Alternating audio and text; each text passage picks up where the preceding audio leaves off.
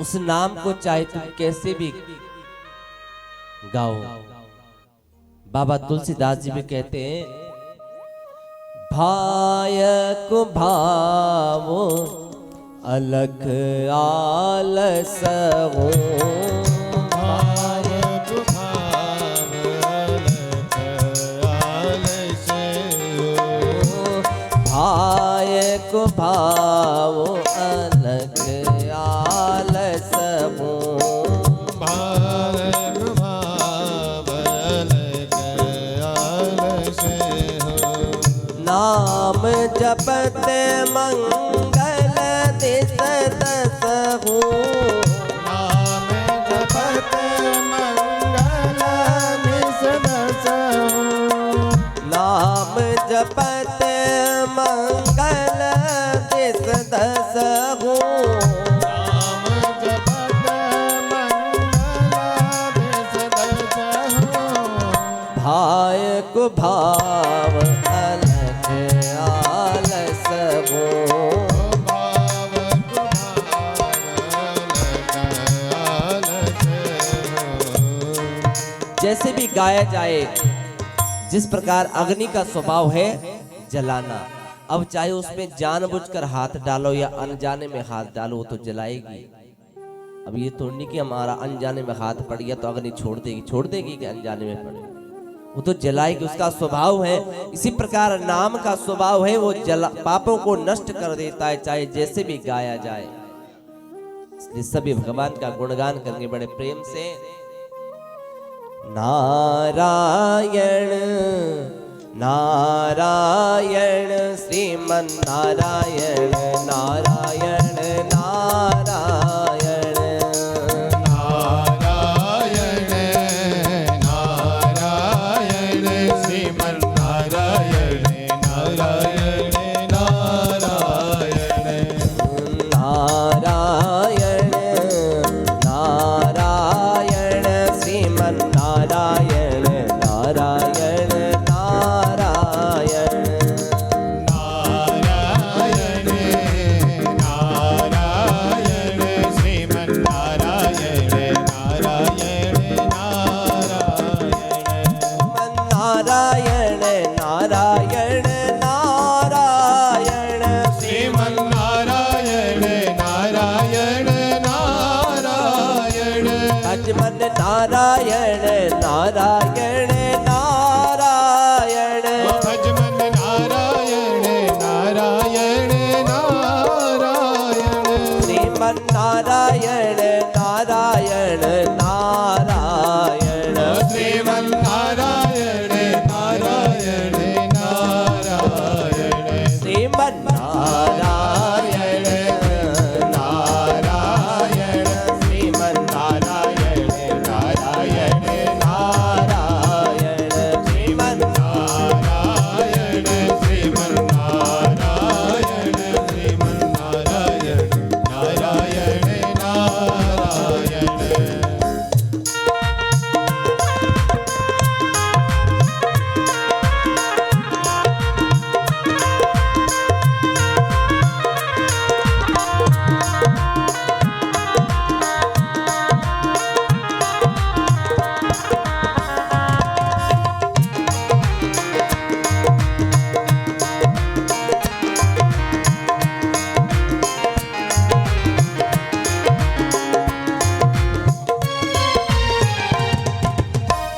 सत्यनारायण नारायण नारायण सत्यनारायण नारायण नारायण सत्यनारायण नारायण नारायण सत्यनारायण नारायण नारायण लक्ष्मी नारायण नारायण नारायण लक्ष्मी नारायण नारायण नारायण ओ लक्ष्मी नारायण नारायण नारायण लक्ष्मी नारायण नारायण नारायण श्रीमन नारायण नारायण श्रीमन नारायण नारायण नारायण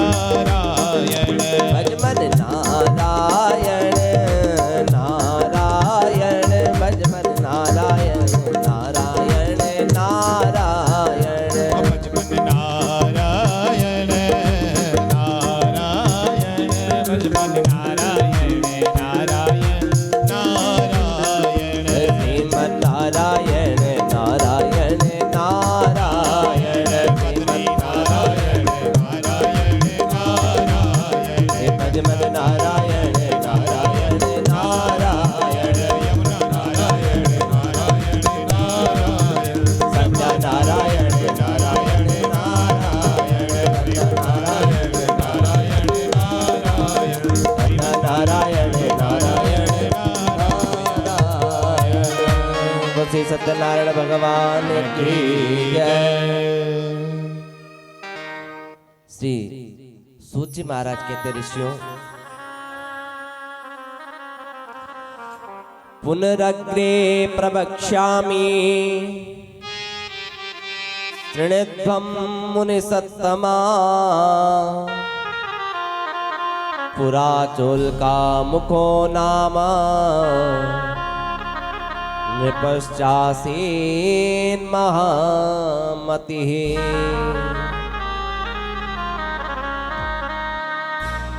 श्री सूत जी महाराज कहते हैं सोनकाद ऋषियों से, हे ऋषियों, प्राचीन काल में एक उल्कामुख नामक राजा राज्य करता था। बड़ा ही सत्यभाषी और जितेंद्रिय था। वह राजा भी एक बार अपनी पत्नी के सहित एक मंदिर में भगवान सत्यनारायण का पूजन कर रहा था। उसी समय एक व्यापारी साधु नामक वैश्य, एक वैश्य आया व्यापार के निमित्त, जिसका नाम था साधु। वहां आया तो अपनी नौका को नदी के किनारे खड़ी किया, उस मंदिर में प्रविष्ट हुआ, मंदिर में गया। राजा को पूजन करते हुए देखा तो राजा से पूछ लिया, राजन ये आप इतनी भक्ति में तल्लीन होकर किसका पूजन कर रहे हो और किस अभिप्राय से कर रहे हो, इसे करने का क्या कारण है? राजन ने कहा, हे साधु, मैं ये भगवान सत्यनारायण का पूजन कर रहा हूं और इसे करने का अभिप्राय संतान प्राप्त करना है, क्योंकि सब कुछ होते हुए भी मैं निसंतान हूं, मेरी कोई संतान नहीं है और इस व्रत को करने से अवश्य ही होगी। राजा की बात सुनकर आज साधु वैश्य को भी बड़ी ग्लानि हुई, क्योंकि साधु वैश्य सोचने लगा मेरी भी कोई संतान नहीं है और ग्रस्त में आकर संतान के बिना तो जीवन सूना सूना है। जिस प्रकार महाराज दशरथ के मन में ग्लानि हुई थी,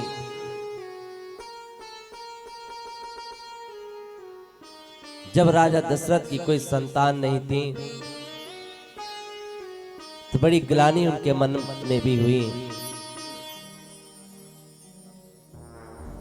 एक बार भूपति मन माए, एक बार भूपति मन माए, भई ग्लानि मोरे सुत नाई, भई ग्लानि।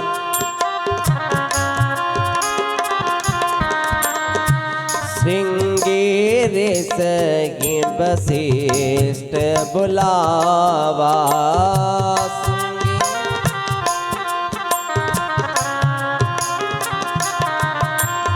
पुत्र लागे शुभ यज्ञ करावा,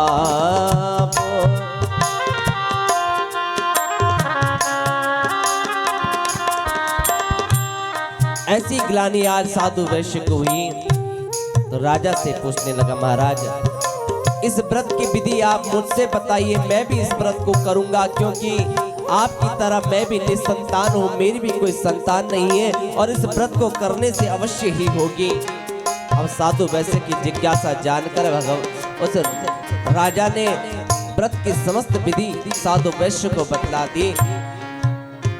साधु वैश्य व्यापार से निवृत्त होकर बड़ा प्रसन्न हुआ, बड़ी प्रसन्नता से अपने घर को आया और अपने घर में अपनी धर्मपत्नी लीलावती को व्रत के बारे में बताया। लीलावती बड़ी प्रसन्न हुई और पतिदेव से कहने लगी, स्वामी हमें यह व्रत अति शीघ्र कर लेना चाहिए। वास्तव में पुत्र के बिना तो जीवन व्यर्थ है, संतान के बिना तो जीवन व्यर्थ है। न पुत्रात् परमो लाभो, न भार्या न परम सुखम, न सुधर्मात् परम मित्रम नाननृतात् पातकं परम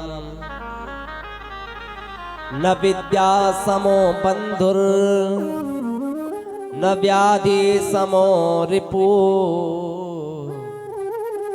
न चापत्य समः स्नेही न च धर्मो दया परः।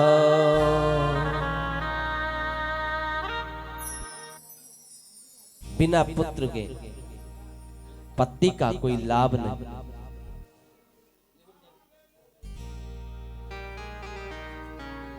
बिना पुत्र के जीवन में इस जीवन का भी कोई लाभ नहीं।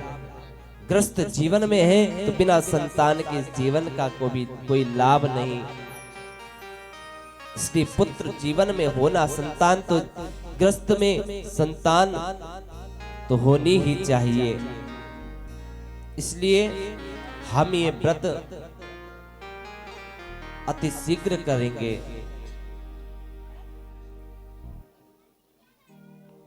क्योंकि शास्त्र कहता है शुभस्य शीघ्रम, शुभ कार्य अति शीघ्र कर लेने चाहिए, इनमें विलंब नहीं करना चाहिए कि कल करेंगे परसों करेंगे, क्योंकि इस जीवन का कोई भरोसा नहीं। कहते हैं दुर्लभो मानुषो देहो देहि नाम क्षण भंगुरा तत्रापि दुर्लभे मन्ये वैकुंठ प्रिय दर्शना।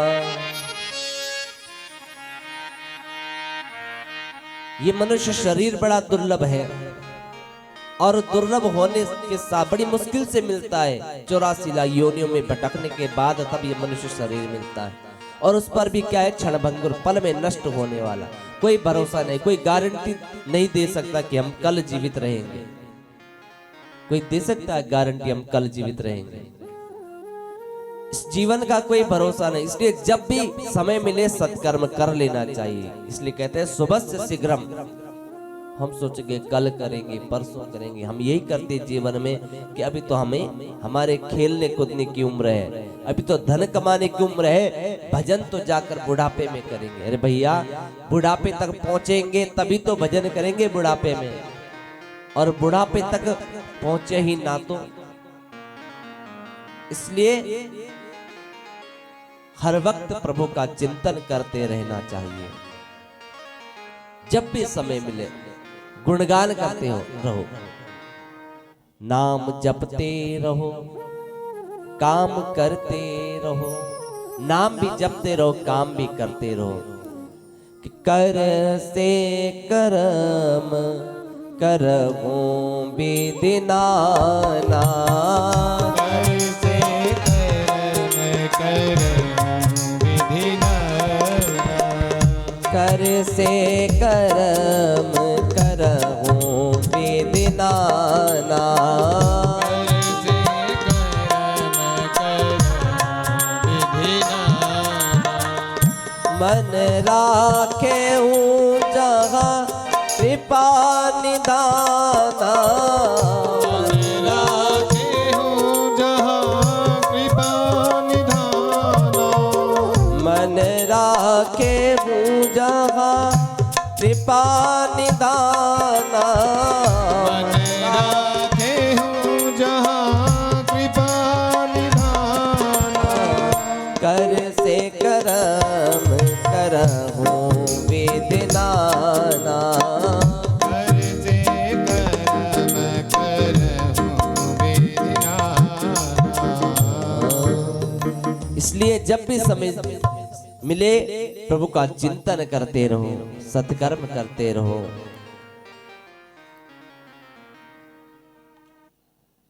क्योंकि कल कभी आता नहीं। इसलिए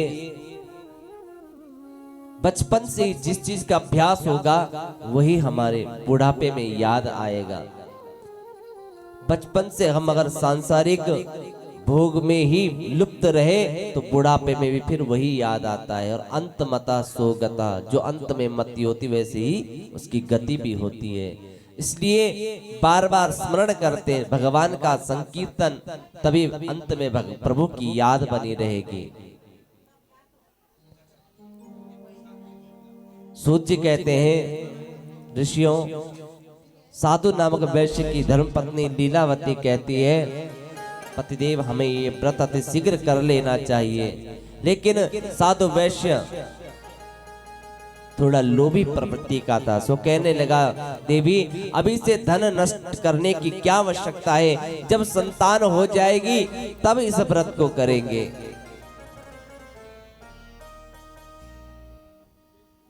इस प्रकार संकल्प कर लिया।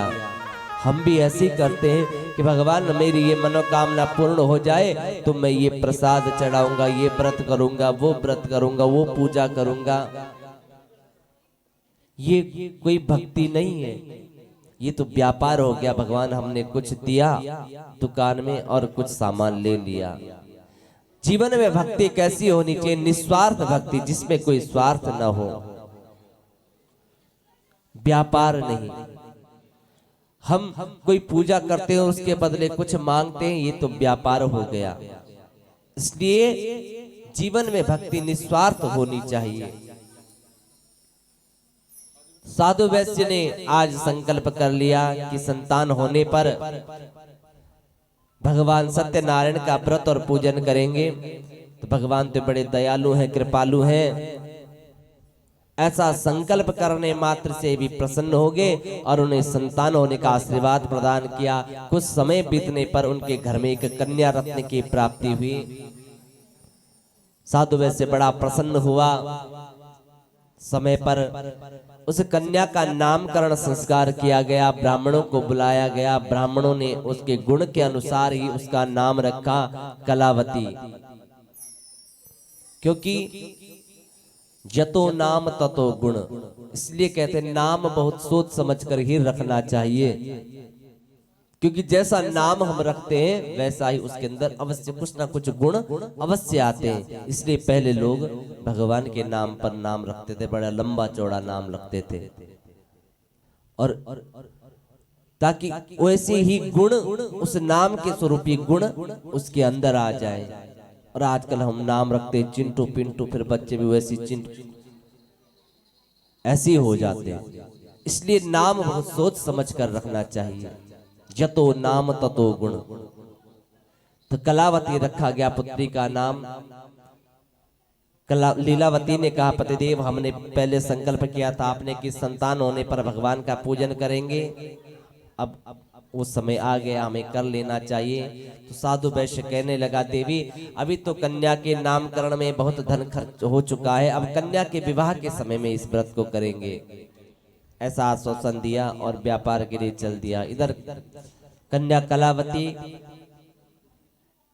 पिता के घर में बढ़ती हुई युवावस्था को प्राप्त हुई, युवा हो गए, विवाह के योग्य हो गई। तब साधु वैश्य ने देखा अब कन्या विवाह के योग्य हो गई है, सुंदर एक वर को देखा। कांचनपुर नामक नगर में एक सुंदर युवक को देखा जो रूपवान भी था और गुणवान भी था।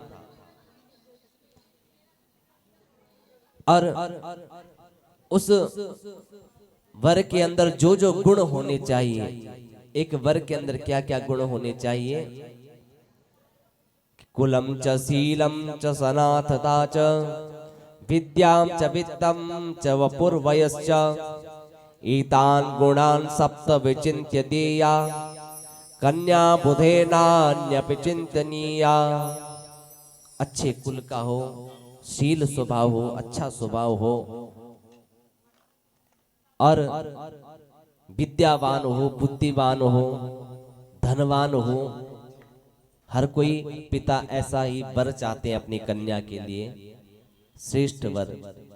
तो ऐसे ही सब गुण उस युवक में देखकर साधु वैश्य ने अपनी कन्या का विवाह उस युवक से कर दिया। किंतु वह दुर्भाग्यवश व्रत करना भूल गया। इससे भगवान रुष्ट हो गए, उसे श्राप दे दिया, साधु तुम्हें भविष्य में महान कष्ट भुगतना पड़ेगा, क्योंकि तुमने लोभ के कारण अभी तक जो संकल्प किया था वह पूर्ण नहीं किया, इसलिए तुम्हें कष्ट भुगतना पड़ेगा। हम भी करते हैं, जब मनोती कर लेते किसी चीज की कि भगवान मेरा ये काम हो जाएगा तो मैं ये करूंगा, और जब काम हो जाता है तो भूल जाते हैं। और फिर जब कष्ट होता है तब याद आती है, क्योंकि दुख में सुमिरन सब करे, सुख में करे न कोई। जो सुख में सुमिरन करे, तो दुख काहे को होए। दुख में तो सब याद करते हैं, लेकिन जब सुख आता है तो सब भूल जाते हैं प्रभु को। ऐसे ही आज साधु वैश्य ने किया। लोभ के कारण, धन का बड़ा लोभ है, और ये लोभ ही मूलतः क्या है? लोभ से ही सब पाप कर्म होते हैं। किसी ने पूछा भैया पाप के बाप का नाम क्या है? तुम्हें पता है पाप के बाप का नाम क्या है? कोई जानते हैं पाप के बाप का नाम? किसी को नहीं पता? पाप के बाप का नाम किसी को नहीं पता यार? कौन बता रहे? बहुत सुन, तालियों से तालियां बजाएंगे इनके लिए। लोभ ही पाप के बाप का नाम। एक पंडित जी के पुत्र थे, तो बनारस गए पढ़ने के लिए। विद्या अध्ययन करके आए, जब शास्त्री आचार्य करके आए, आचार्य बन गए, तो बड़ा अभिमान है कि मैंने सभी शास्त्रों का अध्ययन किया है। घर आए, छाती चौड़ी करके पिताजी के चरण स्पर्श किए। पिताजी मैंने सभी शास्त्रों का अध्ययन कर लिया है, अब तो मैं परम विद्वान बन गया हूँ। बोले अच्छा बेटा। तो बोले बेटा मुझे एक छोटी सी बात बता दो। क्या? बोले पाप के बाप का नाम क्या है? अब तो पंडित जी चक्कर में पड़ गए। बोले ये तो मैंने कभी पूछा ही नहीं गुरुजी से, ना कभी गुरुजी ने बताया। बोले पिताजी ये तो पता नहीं, लेकिन मैं अपने गुरुजी के पास जाकर अवश्य पूछूंगा। और चल पड़ा बनारस के लिए, गुरुजी के यहाँ जान पूछने के लिए। अब पहले तो पैदल मार्ग होते थे, गाड़ी तो होती नहीं थी, तो चलते चलते मार्ग में पहुंचा तो अंधेरा होने लगा। तो इधर उधर देखा कि आज यहीं विश्राम किया जाए, तो और तो कोई घर मिला नहीं। एक वैश्या का घर वहां पर था। तो वैश्या ने देखा एक ब्राह्मण पुत्र कई देर से इधर उधर घूम रहे हैं वहां पर मार्ग पर। तो वैश्या ने बुला लिया, पंडित जी इधर आइए, क्या बात है? मैं देख रही हूँ आप कई देर से इधर उधर घूम रहे हो। बोले नहीं नहीं ऐसा कुछ नहीं, हम बनारस जा रहे थे, तो अब रात्रि हो गई, हम सोच रहे यहीं कहीं विश्राम कर ले। बोले पंडित जी आप चाहो तो हमारे घर पर विश्राम कर सकते हो। पंडित नहीं नहीं तुम तो वैश्या हो, हम तुम्हारे घर में कैसे विश्राम कर सकते हो? हम तुम्हारे घर में भोजन नहीं कर सकते, विश्राम नहीं कर सकते, पाप है। बोले पंडित जी अरे विश्राम करने में क्या जाता है, अब रात हो गई, यहाँ कोई और जगह भी नहीं है। बोले पंडित जी अगर आप हमारे घर में विश्राम करोगे। अब वैश्या ने देखा ये बड़ा अच्छा मौका है एक ब्राह्मण की सेवा करने का। बोले पंडित जी अगर आप हमारे घर में आज विश्राम करोगे तो मैं तुम्हें 2 सोने की मुद्राएं दूंगी। अब पंडित जी ने सोचा कि सोने की मुद्राएं भी मिल रही है, अब कौन देख रहा है? कोई भी नहीं, अभी तो कोई रात्रि हो गई, अभी कोई देख भी नहीं रहा। तो सोई बोले ठीक है मैं विश्राम कर लूंगा, लेकिन हम भोजन नहीं करेंगे तुम्हारे घर का। बोले ठीक है आप विश्राम कर लो। अब पंडित जी विश्राम करने लगे, रात्रि को भूख सताने लगी, बार बार पेट पर हाथ फेरते। तो वैश्या बोल कहने लगे आप भोजन कर लीजिए।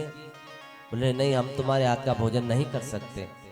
बोले हमारे हाथ का नहीं कर सकते तो स्वयं बनाकर खा लीजिए, मैं कच्चा भोजन दे देती हूँ। बोले नहीं नहीं हम तुम्हारे घर में भोजन कैसे कर सकते हैं। बोले महाराज 2 स्वर्ण मुद्राएं और दूंगी, आप भोजन कर लीजिए। बोले ठीक है, और ये बात मैं किसी से नहीं कहूंगी। बोले ठीक है, स्वर्ण मुद्राएं भी मिल रही हैं। तो पंडित जी स्वयं भोजन बनाने लगे। अब जब बनाने लगे, भोजन बनाना तो आता नहीं, तो वैश्या ने देखा इन्हें तो भोजन बनाना भी नहीं आता, तो कहने लगी पंडित जी मैं ही भोजन बना देती हूँ, कोई यहाँ देख थोड़ी ना रहे, और मैं तुम्हें 4 मुद्राओं की जगह 10 मुद्राएं सोने की दूंगी। अब पंडित जी ने भोजन भी कर लिया उस वैश्या के हाथ का। पंडित जी बड़े चिंतित हैं, रात्रि में बैठे हुए। वैश्या ने देखा, पंडित जी से पूछ लिया महाराज आप क्यों चिंतित हो, बड़ी चिंता सता रही तुम्हें किसी बात की, मुझसे बताइए। बोले नहीं नहीं तुम क्या करोगी पूछ के। बोले फिर भी बताओ तो सही, मैं अपने सामर्थ्य अनुसार उनका उत्तर देने का प्रयास करूंगी। पंडित जी ने कहा मैं बनारस से पढ़कर आया, जब पिताजी के पास गया पिताजी ने पूछा कि पाप के बाप का नाम क्या है, बस यही चिंता खाई जा रही है, गुरुजी से पूछने जा रहा हूं बनारस। वैश्या जोर से हंसने लगी और कहने लगी पंडित जी बस इतनी सी बात, आप आराम से सो जाइए, निश्चिंत हो कि आपको अब बनारस जाने की आवश्यकता नहीं है, मैं ही इसका उत्तर दे दूंगी। पंडित जी तो सो गए। जब प्रातः काल उठे वैश्या से पूछा तुम तो कह रही थी मैं उत्तर दूंगी। वैश्या फिर हंसने लगे, बोले पंडित जी अभी भी नहीं समझे। बोले तुमने उन स्वर्ण मुद्राओं के लोभ से मेरे घर में भोजन किया, जो कि पाप है एक वैश्या के घर में भोजन करना। उस लोभ के कारण, तो लोभ ही पाप के बाप का नाम है, तो लोभ से ही सब पाप। लोभात क्रोध प्रभवति, लोभात काम प्रजायते, लोभान मोहस्य नाशस्य, लोभ पापस्य कारणम। लोभ ही सभी पापों का कारण है, क्योंकि हमारे मन में लोभ आता है किसी चीज को लेकर। अब उस चीज को प्राप्त करने का हम प्रयास करते हैं, जब वो प्राप्त नहीं हो पाती तो हमें क्रोध आता है, और क्रोध गुस्सा आता है, गुस्से से हम पाप कर्म कर बैठते हैं। तो आज धन के लोभ से साधु वैश्य ने वो संकल्प पूर्ण नहीं किया, तो भगवान ने श्राप दे दिया, महान कष्ट भविष्य में तुम्हें होगा। इधर साधु वैश्य सोचने लगा कन्या के विवाह में बहुत धन खर्च हो चुका है, शीघ्र व्यापार में लग जाना चाहिए। दामाद को साथ लेकर व्यापार के लिए चल दिए, और व्यापार करते करते अपने राज्य से दूसरे राज्य में चला गया। राजा चंद्रकेतु के राज्य में गया, नौका को नदी के किनारे खड़ी किया और वहीं विश्राम करने लगा। उसी समय भगवान की माया से 2 चोर राजा का धन चुराकर भाग रहे थे, और भागते भागते वहीं जा पहुंचे जहां साधु वैश्य अपने दामाद के संग में विश्राम कर रहा था।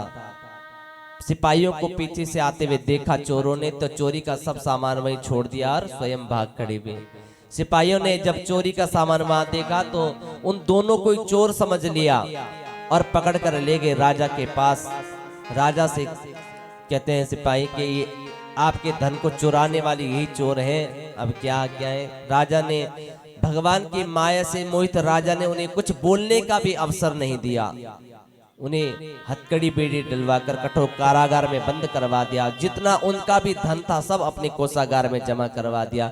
इधर इनकी ऐसी दुर्दशा हुई, उधर घर पर भी जितना धन था सब चोर चोरी करके ले गए। और अब तो माता और पुत्री दोनों ही, लीलावती और कलावती दोनों ही शारीरिक और मानसिक कष्ट भुगतने लगे, घर घर भिक्षा मांगने लगे। एक बार कलावती एक ब्राह्मण के घर में भिक्षा के लिए गई, और वहां पर उसने भगवान सत्यनारायण की कथा सुनी। तो काफी रात हो गई, देर हो गई, तो कथा में 9 बज गई रात की। यहाँ तो अभी 8 ही बजने वाली है, पर वहां 9 बज गई थी कथा में।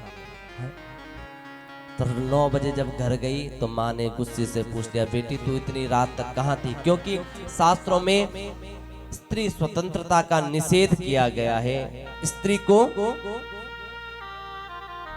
अधिक देर तक घर से बाहर, अधिक रात्रि तक घर से बाहर नहीं रहना चाहिए, एक शास्त्र की मर्यादा है।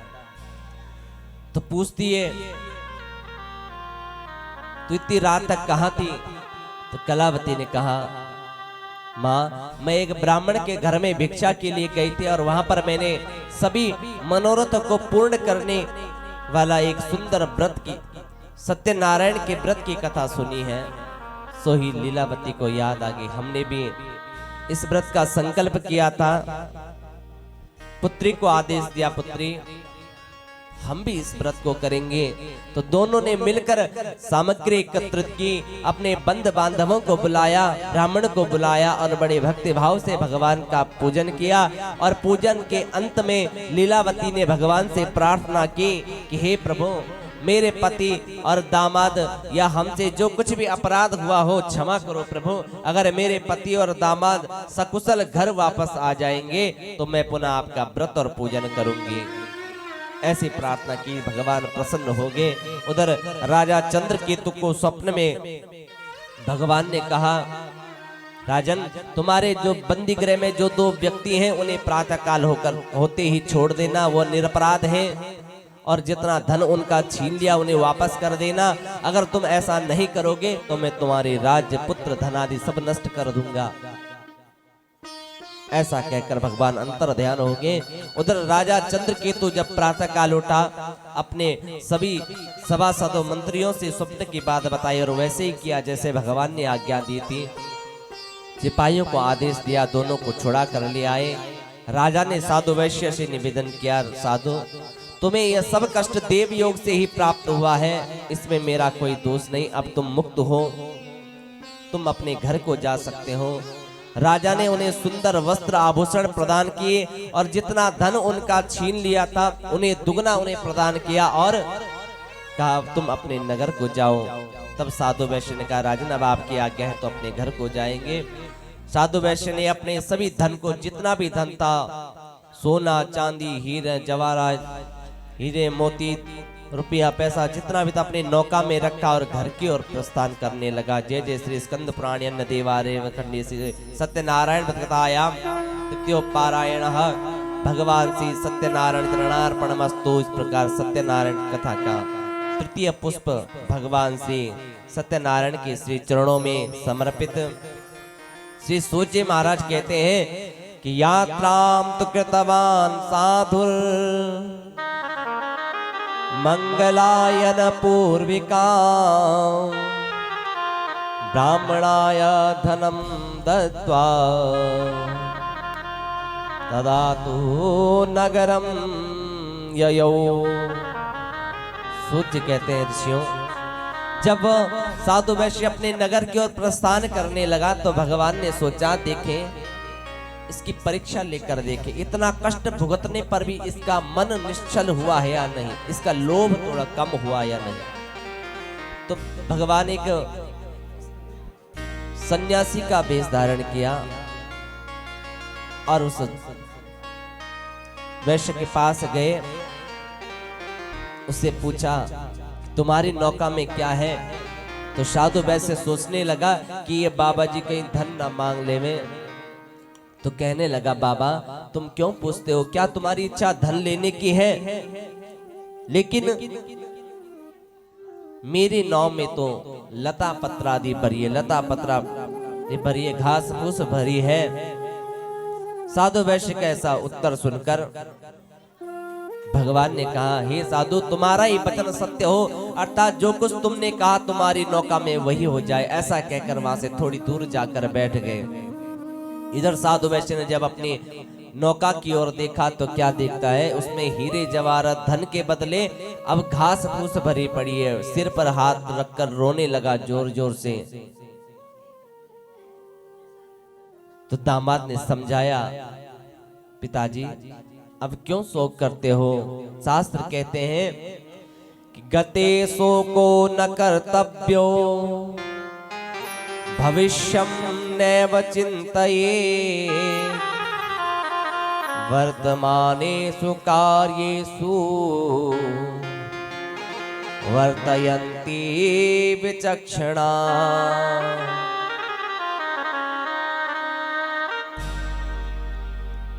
पिताजी जो समय चला गया उसके लिए कभी शोक नहीं करना चाहिए, क्योंकि हमारे लाख शोक करने से वो समय वापस नहीं आने वाला। हमारे लाख रोने से हम सिर पटक पटक कर फोड़ दें फिर भी वो समय वापस नहीं आने वाला। और कभी भविष्य की चिंता नहीं करनी चाहिए, क्योंकि भविष्य क्या है हमारे हाथ में। जैसा हम कर्म करेंगे वैसा भविष्य में हमें उसका फल मिलेगा। इसलिए वर्तमान में कर्म अच्छा करें। आपने उन दंड स्वामी से झूठ बोला है, ये अपराध किया है, ये सब उसी का परिणाम है। कभी संत महात्माओं से झूठ नहीं बोलना चाहिए।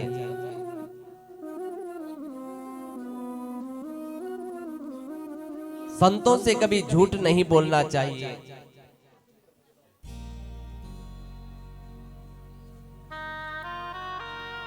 आपने एक संत का अपराध किया है, इसलिए आप उन्हीं की शरण में जाइए। वह सब कुछ करने में समर्थ हैं। वह अवश्य आपके मनोरथ पूर्ण करेंगे। बाबा तुलसीदास जी भी कहते हैं,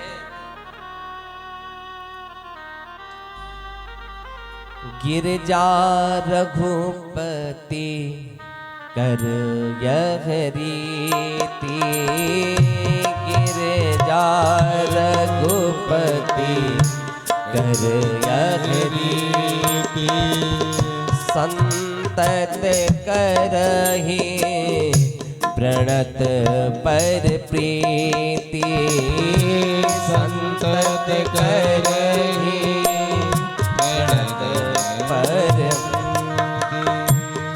जगदात्मा प्राणपति रामा, जगदात्मा प्राणपति रामा, सासु विमुख किमि लहवे श्रामा, तासु विमुख किमि लहवे श्रामा।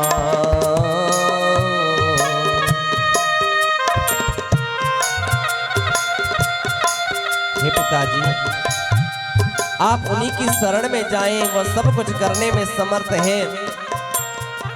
वो अवश्य आपके मनोरथ पूर्ण करेंगे। तब दामाद की बात सुनकर साधु वैश्य दंडी स्वामी वेशधारी भगवान के पास गया और उनसे क्षमा याचना करने लगा। प्रभु, मैंने जो असत्य बोलकर आपका अपराध किया है, मेरे इस अपराध को क्षमा कीजिए प्रभु। क्षमा हो नाथ सब अवगुण मेरे, मेरे अपराध को क्षमा कीजिए प्रभु। मेरे धन को देकर मेरी रक्षा कीजिए प्रभु। मैंने आपका अपराध किया है प्रभु, मैं आपको नहीं जान सका, इसलिए मेरे अपराध को क्षमा कीजिए। भगवान कहते हैं, साधो, तुमने पहले भी संकल्प किया था भगवान के पूजन का, किंतु अभी तक किया नहीं, इसलिए तुम्हें बार बार कष्ट भुगतना पड़ रहा है। ये बात सुनकर साधु वैश्य बार बार क्षमा याचना करने लगा, बार बार विनती करने लगा प्रभु से, बार बार प्रभु से प्रार्थना करने लगा। हे प्रभु, आपकी माया को तो ब्रह्मादि देवता भी नहीं जान सकते। मूढ़ो हम ताम कथम जाने, मोहे स्तव मायया, प्रसीद पूजयिष्यामि यथा विभव विस्तरई। मैं मूढ़मती होकर आपकी महिमा को कैसे जान सकता हूँ प्रभु, मेरे अपराध को क्षमा कीजिए। बार बार दंडवत प्रणाम करने लगा। इस प्रकार प्रार्थना करने से भगवान प्रसन्न हो गए, क्योंकि जो सज्जन व्यक्ति होते हैं उन्हें क्रोध करते केवल क्षण मात्र का। सज्जनस्य क्षणे क्रोधा दुर्जनस्य प्रहरद्वये चांडालस्य अहोरात्रम मूर्खस्य मरणांतकम। सज्जन जो होते क्षण मात्र का क्रोध करते हैं, इसलिए भगवान प्रसन्न हो गए, उसका धन उसे वापस दिया और वहीं अंतर ध्यान हो गए। साधु वैश्य बड़ा प्रसन्न हुआ, धन को देखकर वहीं पर संक्षिप्त पे भगवान का पूजन किया, अपने नगर की ओर प्रस्थान किया। जब नगर के समीप पहुंचे तो अपने धन के रक्षक दूतों को सूचना देने के लिए घर पर भेजा। दूतों ने जाकर लीलावती से कहा कि आपके पति और दामाद बहुत सा धन लेकर नगर के समीप पहुंच गए हैं। लीलावती बड़ी प्रसन्न हुई और भगवान का पूजन किया, सत्यनारायण भगवान का पूजन किया और अपनी पुत्री से बोली, पुत्री मैं तुम्हारे पिता के दर्शन के लिए जा रही हूँ, तुम भी भगवान का पूजन करके शीघ्र ही आओ। ऐसा कहकर वो चली गई। इधर कलावती ने भी भगवान का पूजन किया और अपनी पति के दर्शन के लिए ऐसी उतावली हुई कि भगवान का चरणामृत प्रसाद ऐसे फेंक कर, ऐसे छोड़कर अपने पति के दर्शन के लिए चल दी। जब भगवान के प्रसाद का ऐसा अपमान कलावती ने किया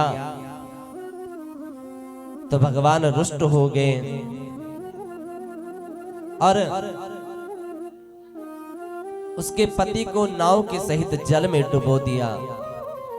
जब कलावती ने अपने पति को नहीं देखा तो बड़ी जोर जोर से रुदन करने लगे, रोने लगे, जोर जोर से रोने लगे।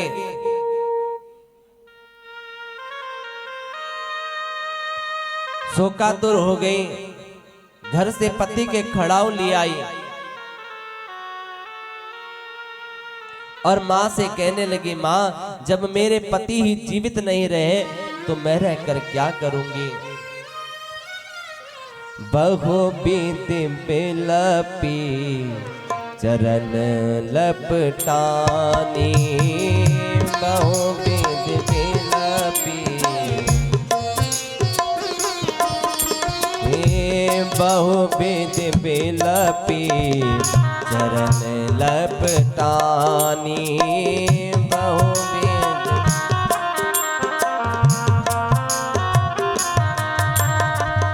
परम अभागिनी आपहि जानी, परम अभागिनी आपहि जानी। नाना विधि विलाप करतारा, नाना विध विलाप करतारा, छोटे केस ना देह संभारा, छोटे केस ना देह संभारा। जोर जोर से विलाप करने लगी। माँ से बोली, माँ मैं सती हो जाना चाहती हूँ, क्योंकि जिया बिनु देह नदी बिनु पारी, जिया बिनु देह नदी बिनु पानी, जिया बिनु देह नदी बिनु बारी, जिया बिनु देह नदी बिनु पानी। तैसे ही नात पुरुष बिनु नारी, तैसे ही नात पुरुष बिनु नारी, जिया बिनु देह नदी बिनु नारी, जिया बिनु देह नदी बिनु बारी। जिस प्रकार ये शरीर प्राणों के बिना, आत्मा के बिना ये शरीर बेकार है, जल के बिना नदी भी बेकार है, उसी प्रकार पुरुष के बिना इस नारी का जीवन भी व्यर्थ है, स्त्री का जीवन भी व्यर्थ है। इसलिए मैं सती हो जाना चाहती हूँ। ऐसी बात सुनकर साधु वैसे बड़ा चिंतित हुआ, सबको एकत्रित किया, घोषणा की कि हे प्रभु, भगवान से प्रार्थना करने लगा, प्रभु मेरे इस कष्ट को अगर भगवान सत्यनारायण दूर करेंगे तो मैं अपने सामर्थ्य अनुसार अवश्य ही उनका पूजन करूंगा। हमसे जो कोई भी अपराध हुआ क्षमा करो प्रभु। उसी समय एक आकाशवाणी भी, और आकाशवाणी ने कहा, साधु तेरी पुत्री मेरे प्रसाद का परित्याग करके अपने पति के दर्शन के लिए आई थी, इसीलिए अपने पति के दर्शन नहीं कर पाई। अगर पुनः घर जाकर प्रसाद ग्रहण करे तो शीघ्र ही अपने पति के दर्शन करेगी। ऐसी आकाशवाणी सुनते ही कलावती ने शीघ्र ही घर की ओर प्रस्थान किया। घर जाकर चरणामृत प्रसाद लिया, भगवान से क्षमा याचना की और पुनः आकर अपने पति के दर्शन किए। तब साधु वैश्य सब परिवार अपने घर को गया और तब से वह साधु वैश्य ने नियम बना दिया कि प्रत्येक महीने संक्रांति और पूर्णमासी को भगवान सत्यनारायण जी का व्रत और पूजन करने लगा। ऐसी प्रीति, ऐसी लगन भगवान के प्रति साधु वैश्य की जुड़ी कि प्रत्येक महीने संक्रांति और पूर्णमासी को भगवान सत्यनारायण का पूजन और व्रत करने लगा। और ऐसी ही लगन प्रभु हमारी प्रभु के श्री चरणों में जुड़ जाए। तो बार बार यही प्रार्थना करनी है, प्रभु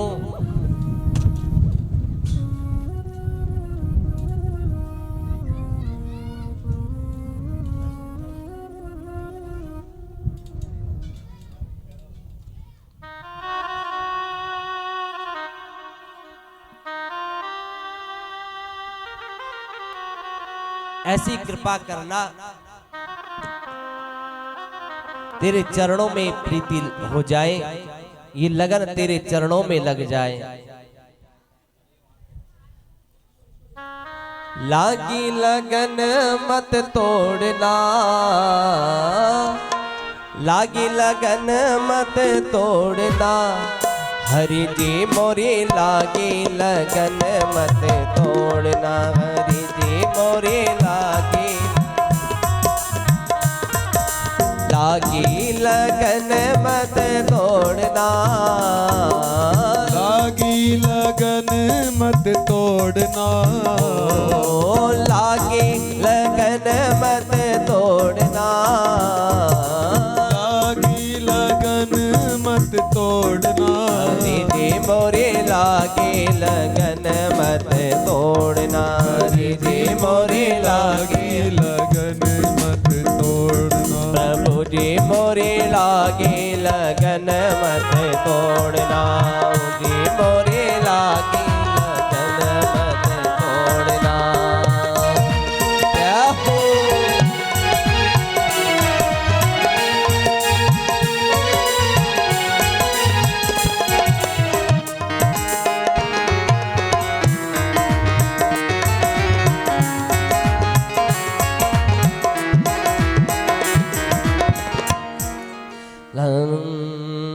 वो खेती बुआई मैंने तेरे नाम की, खेती बुआई मैंने खेती बुआई मैंने तेरे नाम की, खेती बुआई मैंने तेरे नाम की, खेती बुआई मैंने तेरे नाम की, खेती बुआई मैंने तेरे नाम की, मेरे भरोसे मत छोड़ना, मेरे भरोसे मत छोड़ना, ओ मेरे भरोसे मत छोड़ना, मेरे भरोसे मत छोड़ना, जी मोरे लागे लगन मत तोड़ना, हरि जी मोरी लागी लगन मत तोड़ना, लागी लगन मत तोड़ना, लागी लगन मत तोड़ना, जी मोरे लागे लगन मत तोड़ना।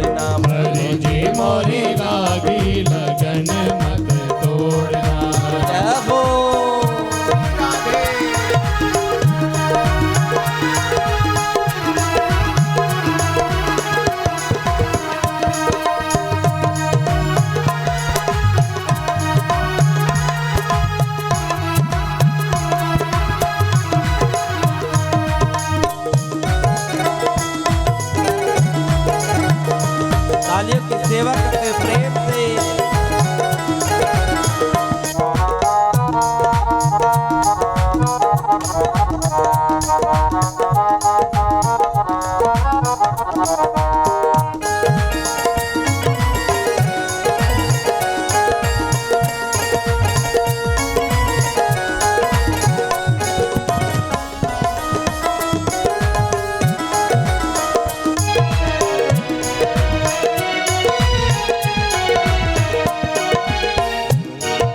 चल गहरा नाम पुरानी, गहरा नाम पुरानी, चल गहरा नाम पुरानी, जल है गहरा नाव पुरानी, चल गहरा नाम पुरानी, जल है गहरा नाव पुरानी, पीछे बाबर मत छोड़ना, पीछे भंवर मत छोड़ना, पीछे बाबर मत छोड़ना, पीछे भंवर मत छोड़ना, तेरे मोरे लागे लगन मत तोड़ना, तेरे मोरे लागी लगन मत तोड़ना, लागी लगन मत तोड़ना, लागी लगन मत तोड़ना, ओ लागी लगन मत तोड़ना, लागी लगन मत तोड़ना, तेरे मोरे लागे लगन मत तोड़ना, हरि जी मोरी लागी लगन मत तोड़ना, हरि जी मोरी लागी लगन मत तोड़ना, हरि जी मोरी लागी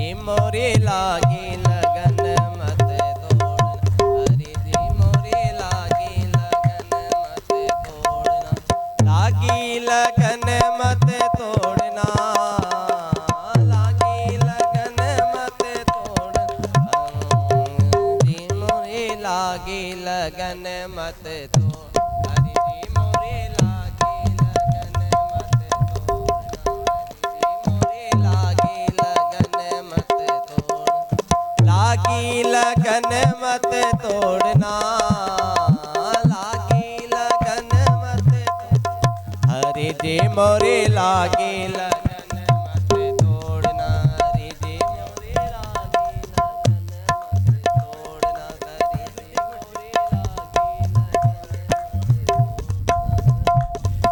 लागे लगन तोड़ना, हरि जी मोरे लागे लगन मत तोड़ना। वो सत्यनारायण भगवान की जय। इस प्रकार जाओ बोलो।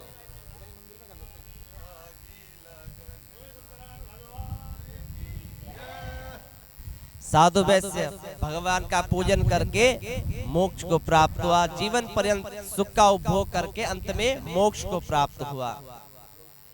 श्री सूत जी कहते हैं कि एक तुंगध्वज नामक राजा था, वह भी भगवान के प्रसाद का त्याग करके कष्ट को प्राप्त हुआ, पुनः क्षमा याचना की भगवान से और भगवान प्रसन्न होके उसके मनोरथ पूर्ण किए।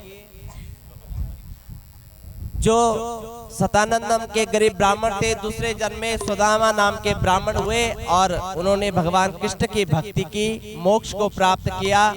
भील जाति का जो लकड़ारा था वो दूसरे जन्म में निषाद राज केवट बना और उन्होंने रामचंद्र जी को गंगा पार कराकर स्वयं भी भव सिंधु से पार हो गया। इस प्रकार भगवान सभी के मनोरथ पूर्ण करते हैं। जो भी इस पुण्यमय कथा का श्रवण करते हैं भगवान उसके सभी मनोरथ पूर्ण करते हैं। जय जय श्री स्कंद पुराणे अन्न देवारे वारखंडे से सत्यनारायण भक्तायाम पंचमो पारायण भगवान सत्यनारायण चरणार्पणमस्तु। बस श्री सत्यनारायण भगवान की जय।